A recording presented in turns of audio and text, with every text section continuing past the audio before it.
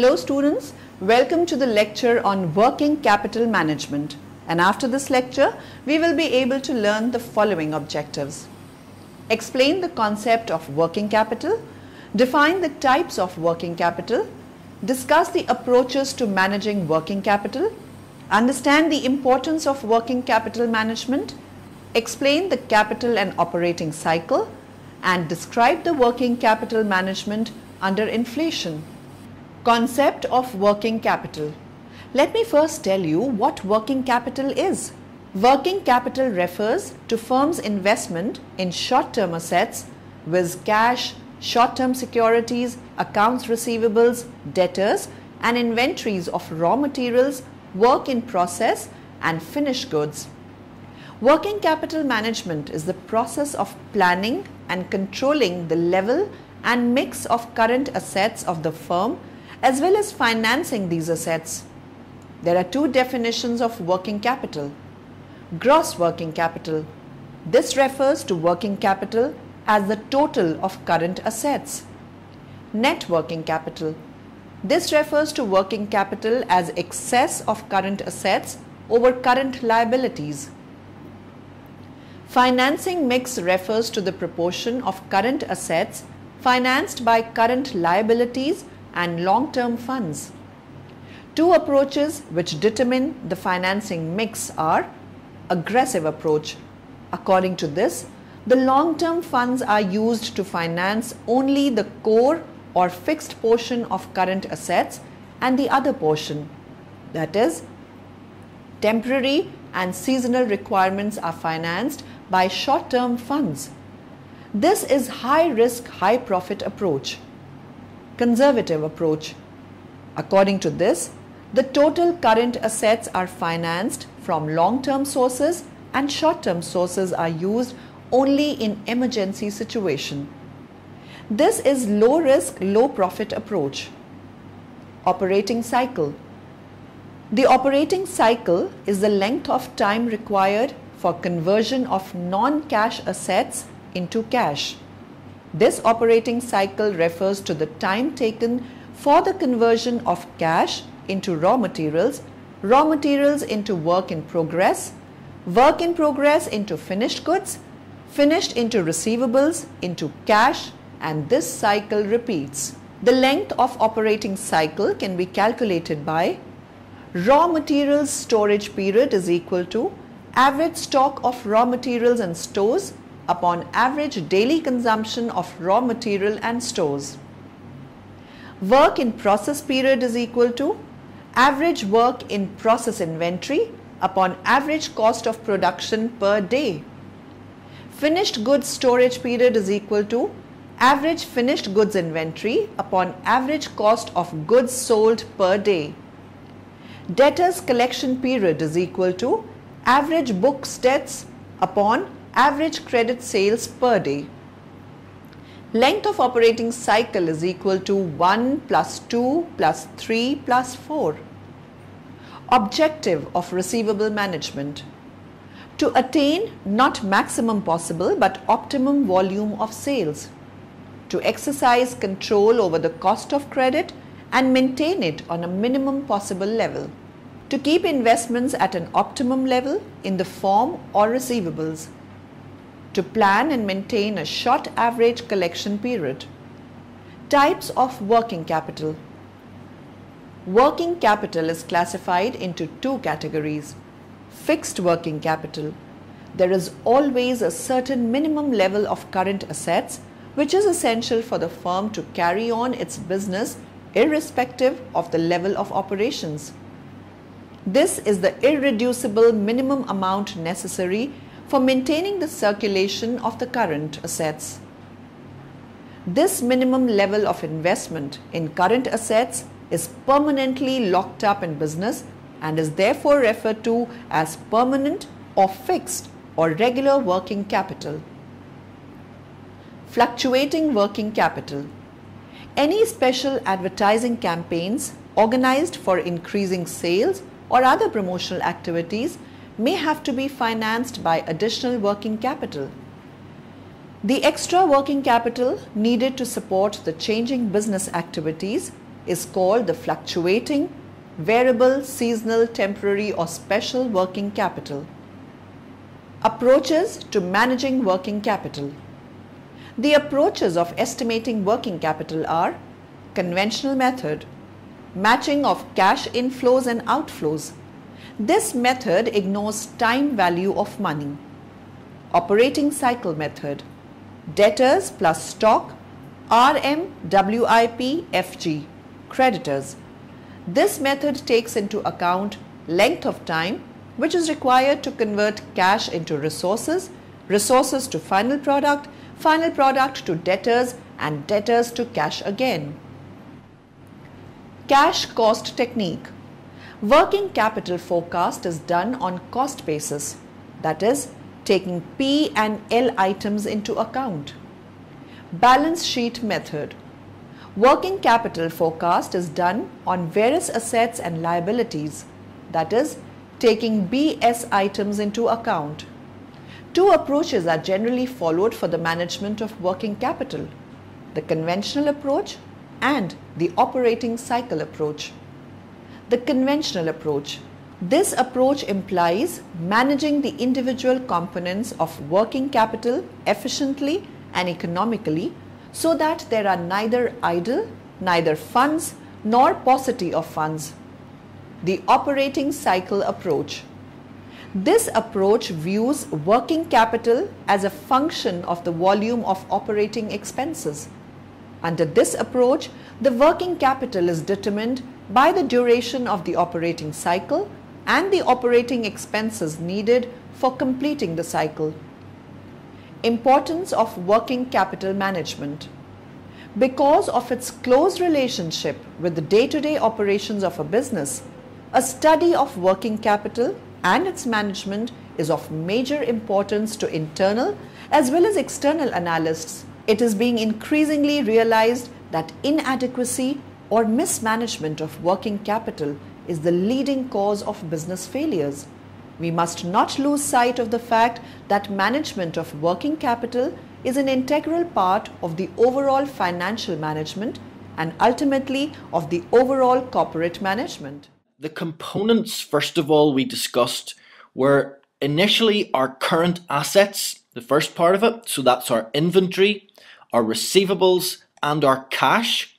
Remember, cash is slightly different. All of our movements will go through cash, but it's still a component. We still have to fund it in some way. And also our current liabilities, which is our payables. So our current assets, inventory, receivables, and cash, and our current liabilities, which are our payables. The next thing we needed to think about was overtrading. A lot of questions on F9 discuss overtrading, but what is it? Well, it's a lack of cash to support the business.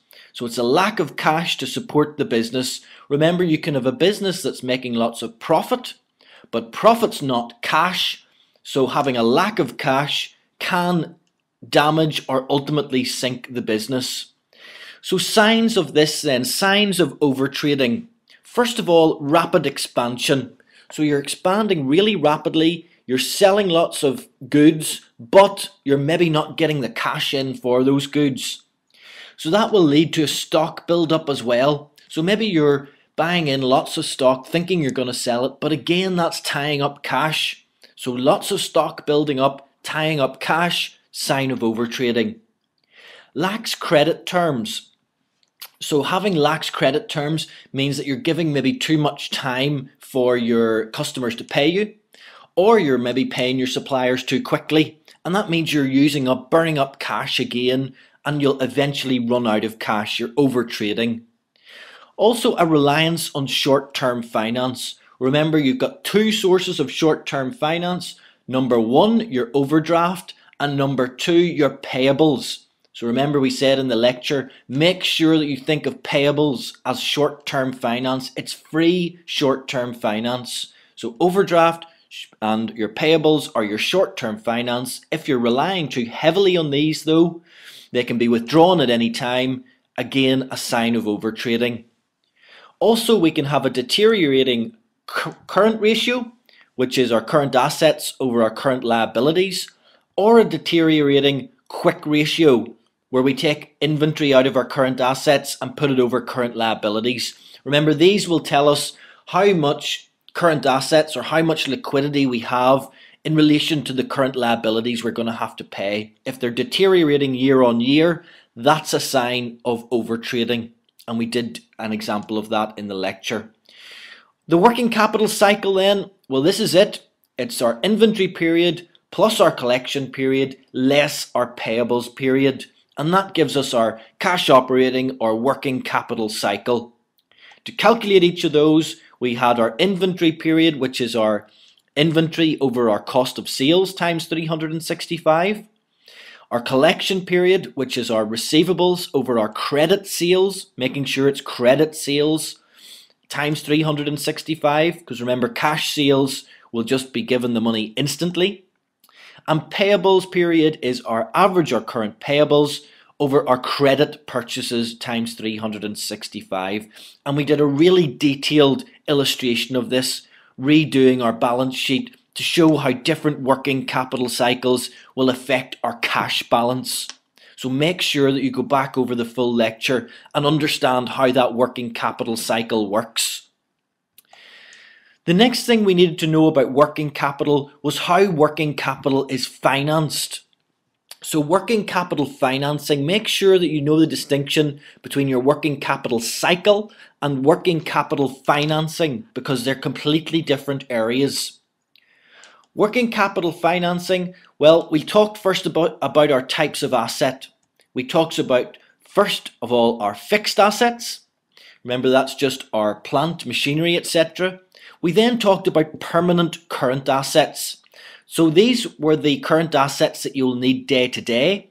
We're thinking about inventory and receivables, and we said that you're going to need some level of inventory and some level of receivables at all times, a level at which those do not drop below.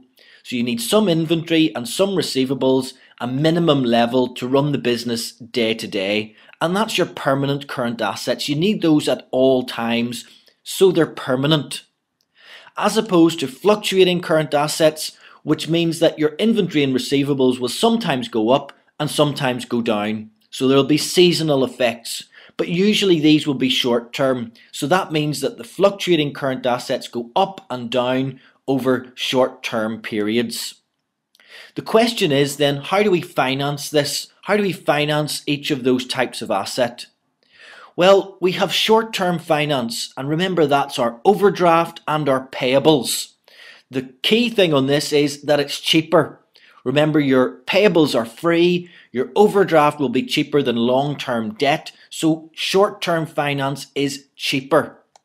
Long-term finance will be your long-term debt, and that will be expensive because it's over a longer term, it's higher risk for the person that's lending to you, so it'll be more expensive. And we looked at how we use these to fund our assets.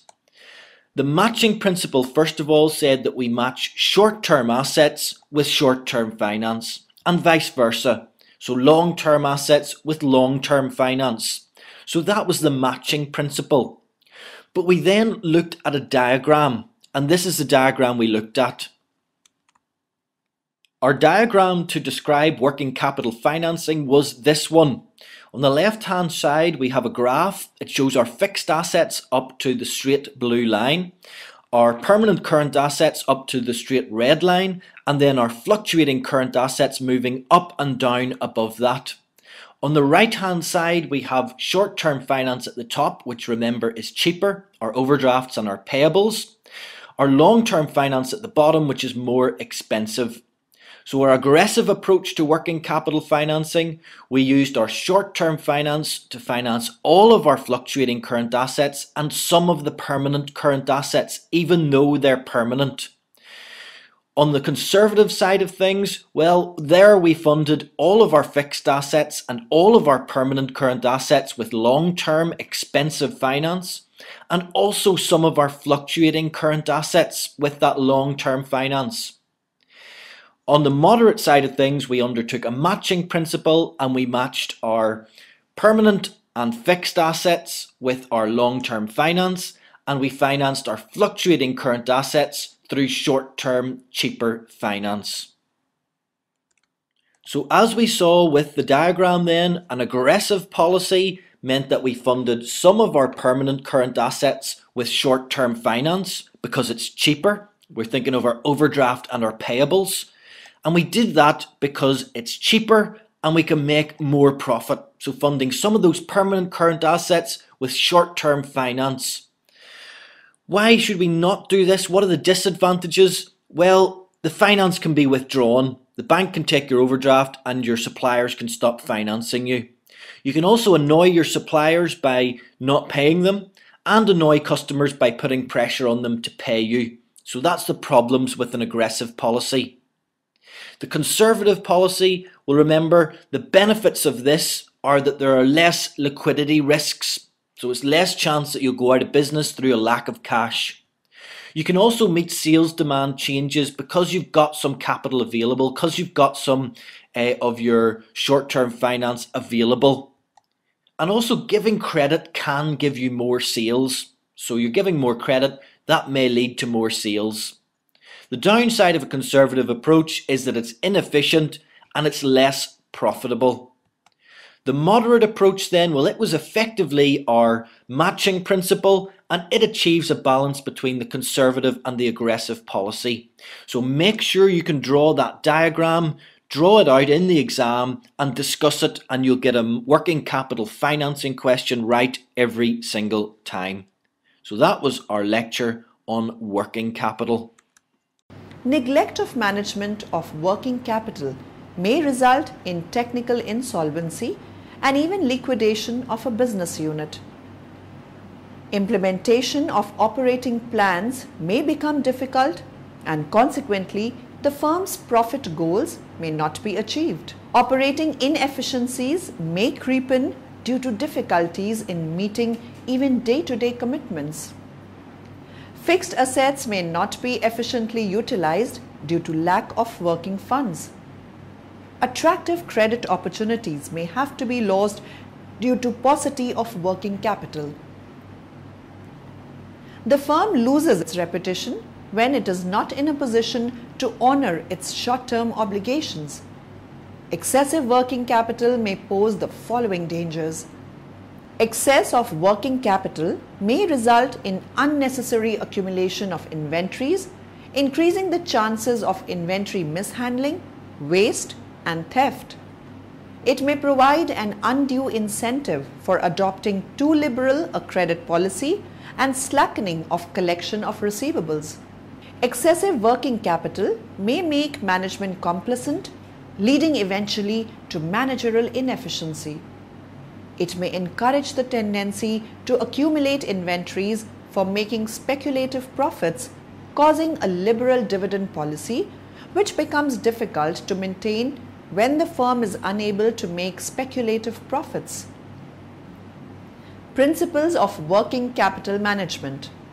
The following are the 4 principles of working capital management policy. Principle of optimization. The working capital should be maintained at an optimum level. This is the point at which the increase in cost due to decline in working capital is equal to the increase in the gain associated with it. Principle of risk variation. This principle is based on the assumption that the rate of return on investment is linked with the degree of risk in the business. Principle of cost of capital. Each source of working capital has different cost of capital. Principle of maturity of payment. This principle states that the working capital should be so raised from different sources that the firm is able to repay them on maturity out of its inflows of funds. Factors affecting working capital needs. The amount of working capital is determined by a wide variety of factors. Nature of business. The working capital requirement of a firm depends on the nature of the business. Seasonality of operations. If the product of the firm has a seasonal demand, like refrigerators, the firms need high working capital in the periods of summer, and the firm needs low working capital in the periods of winter. Production cycle. The term production cycle refers to the time involved in the manufacture of goods. It covers the time span between the procurement of the raw materials and the completion of the manufacturing process leading to the production of goods. Production policy. The production policy of the firm determines the amount of working capital requirement. Credit policy.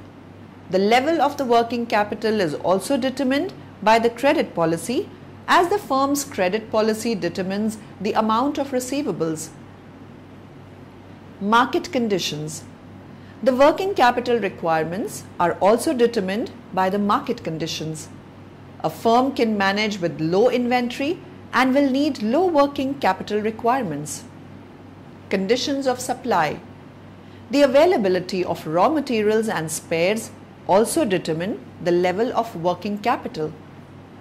Capital and operating cycle. Working capital is also known as revolving capital, and a circular path of conversion, reconversion takes place. This revolution of cycle is called as the operating cycle. Operating cycle refers to the length of time necessary to complete the following cycle of events. Stage 1. Conversion of cash into inventory. In this, cash first gets converted into raw materials, then work in progress, and then finished goods in a typical manufacturing concern. Stage 2.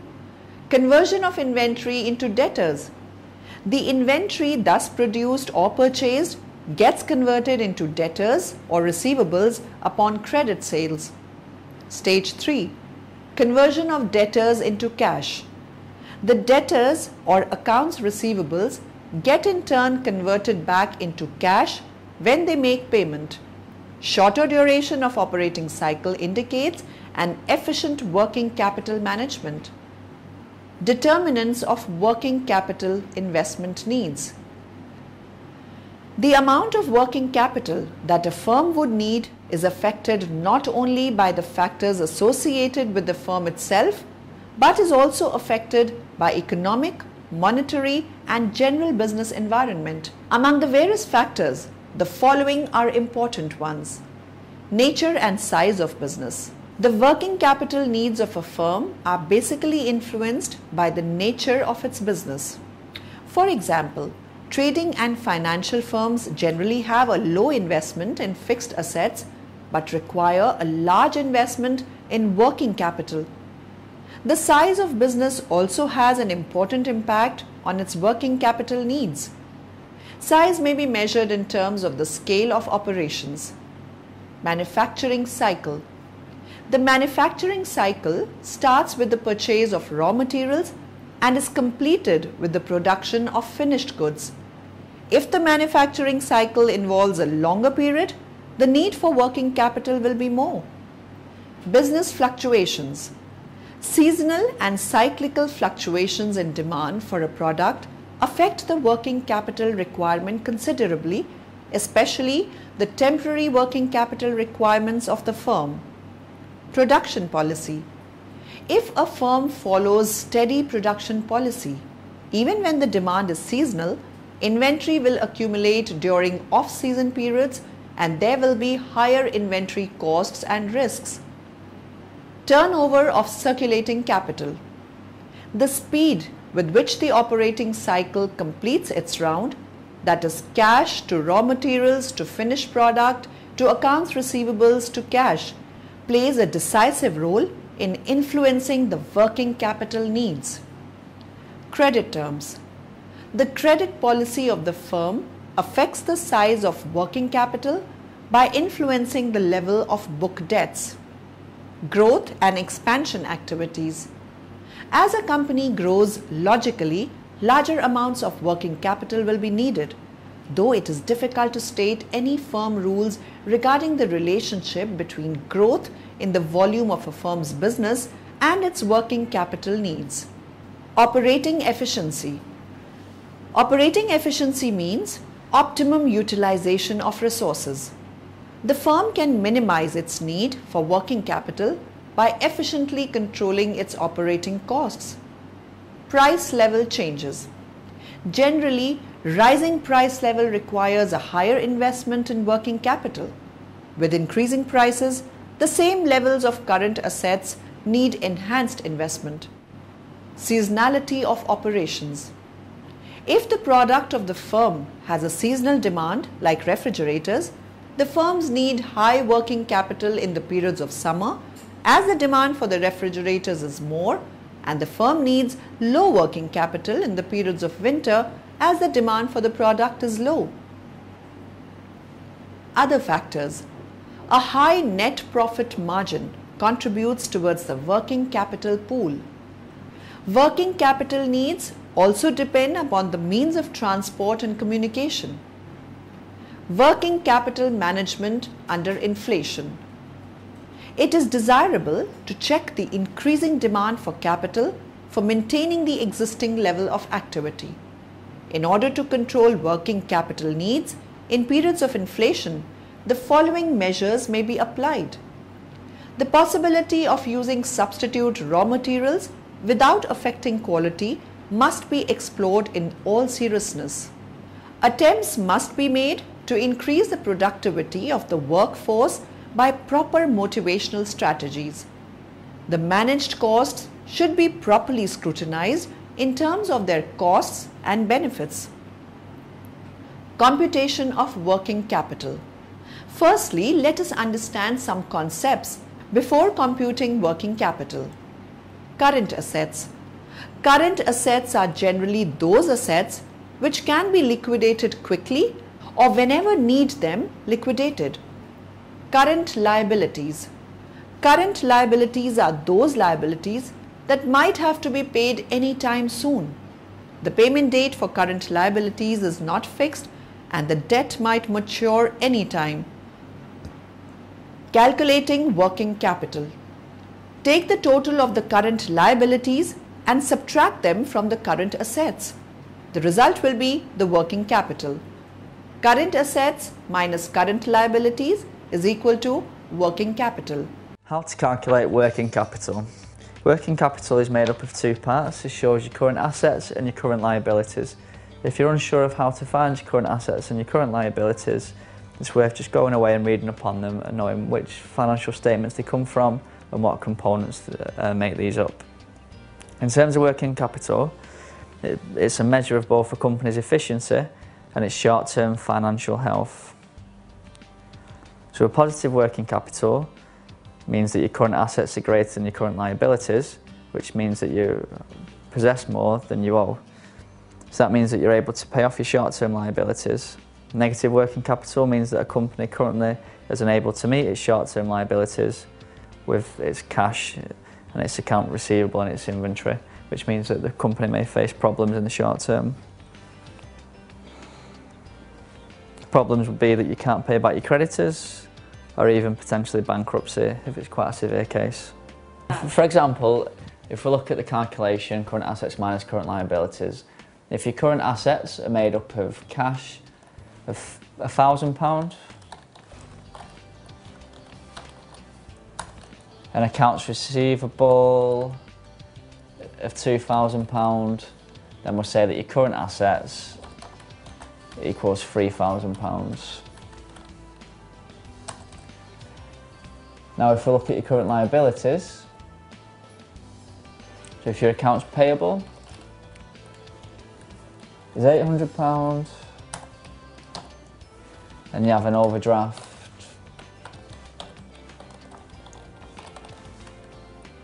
of £1,000, then we have current liabilities of £1,800. So to get your working capital,